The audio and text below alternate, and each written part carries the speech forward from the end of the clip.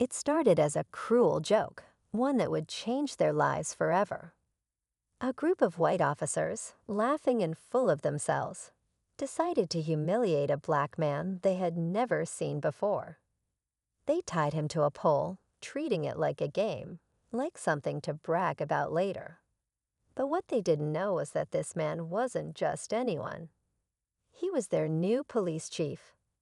For a moment, he stayed silent, studying their faces, their arrogance, their ignorance. He knew he could explode right then, demand answers, make them pay. But he also knew power wasn't just in words, it was in timing. So he waited, letting them believe they were in control. When the truth finally came out, their smirks vanished. Their world flipped upside down. And the question that hung in the air wasn't just about their actions. It was about what would happen next. The silence was deafening. The officers who had been laughing just moments ago now shifted uneasily. Something about the man's expression made them nervous. He wasn't shouting, wasn't demanding anything. He just watched them, calm and unreadable. One of them finally spoke, trying to brush it off. "Just having a little fun, man. No harm done." But even as the words left his mouth, he knew they weren't true.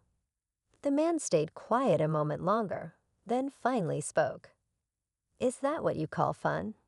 His voice was steady, but there was something behind it, something that made them uneasy. Then the sound of footsteps. The station captain appeared, his eyes widening at this scene in front of him. "Chief," he stammered. The officers' faces turned pale. In that instant, they realized their mistake. But the real question wasn't just what they had done. It was what would happen now. The air in the room grew heavier. The officers avoided looking at each other, their hands fidgeting, their breaths uneasy. The man they had humiliated, mocked, was now standing before them, still calm, still unreadable, but no longer just a stranger. He was their leader, their new chief. The captain's voice broke the silence. "What's going on here?" He wasn't just asking, he was demanding. The officers, so full of confidence before, suddenly looked small. One of them finally muttered, "Just a misunderstanding." But the chief didn't react. He simply unfastened the ropes around his wrists, his eyes never leaving theirs. "You think this is a joke?" His voice was quiet but sharp. "You think this is what it means to wear that badge?" The weight of his words settled over them, heavier than any punishment. They had no excuse, no way to justify what they had done. And now they had no idea what would happen next. The chief let the silence stretch, watching the officers shift uncomfortably. He could see it, the slow realization sinking in. The regret, the fear, not just of punishment, but of exposure. If this got out, their careers, their reputations, everything they had built, could come crashing down. One officer finally spoke, his voice almost pleading. "Chief, look, we didn't know. If we had known." The chief cut him off with a slight shake of his head. "That's the problem," he said, his voice still calm but edged with something sharper. "You didn't know. And because you didn't know, you thought this was okay." The room felt smaller now, the weight of his words pressing down.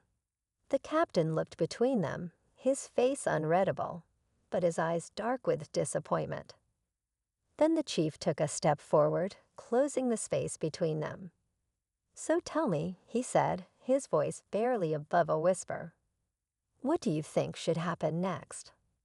The officers stood frozen, their minds racing. What was he going to do? Would he fire them on the spot? Report them? They had expected anger, yelling, maybe even some kind of public humiliation in return. But this quiet control was worse. It was suffocating. Before anyone could answer his question, the door swung open. A woman in a sharp suit stepped inside, her expression unreadable. The chief turned slightly, acknowledging her presence. "You're early," he said.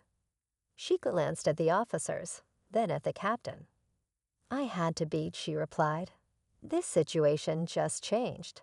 The officers exchanged nervous glances. Who was she? Why was she here?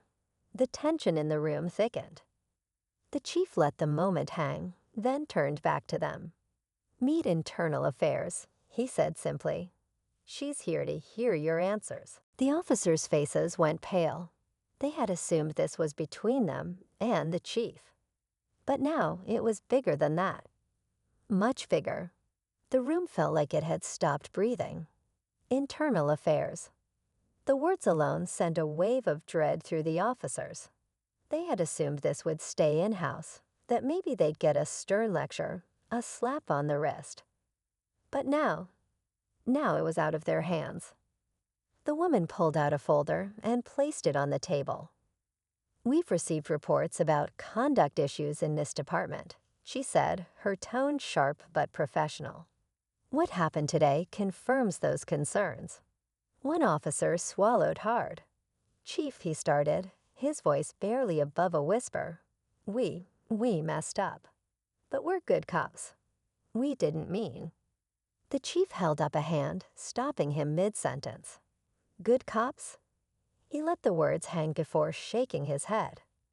Good cops don't need to mean harm for harm to be done. The weight of his words crushed any further excuses. Then, just when they thought it couldn't get worse, the woman from Internal Affairs slid a second folder across the table. "Here's the real problem," she said. This wasn't the first incident. The officers stiffened. The chief picked up the folder, flipping it open. Inside were reports, complaints, witness statements, evidence. Things swept under the rug. Things no one was supposed to see. The chief exhaled, looking up at them. "You thought today was the mistake that would cost you," he said, his voice steady. "Turns out today was just the day you got caught." The officers' faces drained of color. They had walked into this thinking they were in control, but now everything was unraveling. Their careers, their reputations, their futures, and the worst part, they had done it to themselves. The chief closed the folder and looked at the officers one last time. The weight of their choices sat heavily in the silence. They had spent years believing they were untouchable, that their actions would never catch up to them. But now there was no escaping the truth. Internal Affairs stood, gathering her files. "Formal proceedings start tomorrow," she said. "I suggest you prepare." With that, she walked out, leaving the room colder than before. The captain shook his head, disappointment clear in his eyes. "You had a choice," he said quietly. "And this is what you did with it." The chief took a slow breath. "This department will change," he said firmly. "With or without you." Then he turned and walked out, his footsteps echoing down the hall.